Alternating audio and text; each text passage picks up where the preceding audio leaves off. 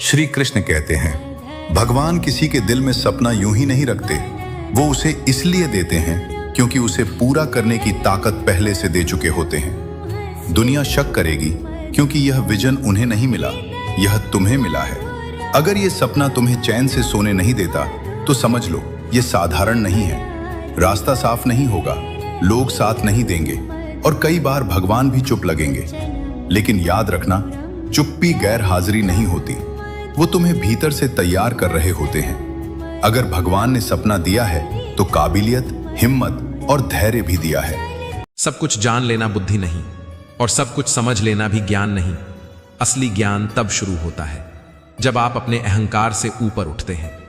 जो जितना सीखता है वो उतना ही शांत होता जाता है, क्योंकि उसे समझ आ जाता है कि हर लड़ाई जीतने लायक नहीं होती और हर बहस सही नहीं होती। जो स्वयं को जीत लेता है वही सच में सब कुछ जीत लेता है। आप जितना सोचते हैं आप उससे कहीं ज्यादा कर सकते हैं, लेकिन समस्या काबिलियत की नहीं, आदतों की है। हर दिन या तो आप अपने लक्ष्य के करीब जाते हैं या अपने बहानों के बीच का रास्ता कहीं नहीं पहुंचाता। इसलिए तय करें आराम या रिजल्ट, क्योंकि जो आज चुन लिया वही कल आपकी पहचान बनेगा। कोई भी आकर आपकी किस्मत बदलने नहीं वाला। ना सही समय आएगा, ना कोई परफेक्ट मौका मिलेगा। जो करना है अभी से शुरू करना होगा। हालात हमेशा आसान नहीं होते, लेकिन सही फैसले जिंदगी की दिशा बदल देते हैं। आज की मेहनत कल आपकी पहचान बनेगी। आखिर में दो ही तरह के लोग होते हैं, एक जो बहाने बनाते हैं और दूसरे जो इतिहास बनाते हैं। कुछ जख्म दिखते नहीं, इसलिए लोग उनकी कीमत नहीं समझते। हर रोज हंसकर मिलना और रात को चुपचाप टूट जाना, यह भी एक आदत बन जाती है। कई बार इंसान रोता नहीं क्योंकि आंसू खत्म हो जाते हैं और दर्द बचा रह जाता है, फिर भी वो जीता है बिना किसी शिकायत के, बस इस उम्मीद में कि शायद एक दिन ये खामोशी भी सुकून बन जाएगी। कभी किसी को मत बताना अपने घर की ये 4 बातें। नंबर 1, घर की कमजोरी, क्योंकि लोग उसी का फायदा उठाते हैं। नंबर 2, घर की कमाई और खर्च, क्योंकि हर कोई खुश नहीं होता तुम्हारी तरक्की से।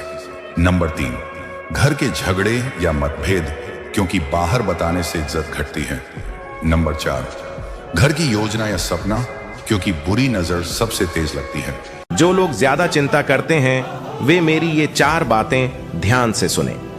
पहली बात, पायल की कीमत लाखों में हो सकती है, लेकिन उसकी जगह हमेशा पैरों में ही होती है।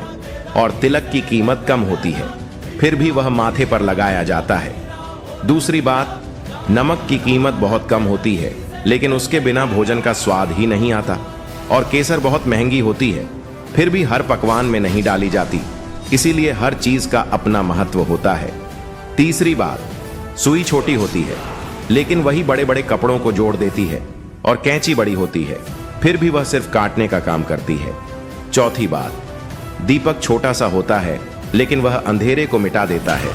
इसलिए कभी खुद को छोटा या कमजोर मत समझो।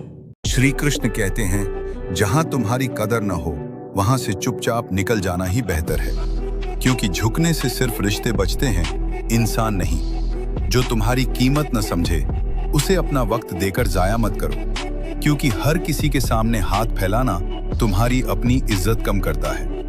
याद रखना, अकेले रहना उस भीड़ से लाख गुना बेहतर है जहां तुम्हें अपनी मौजूदगी का एहसास न हो।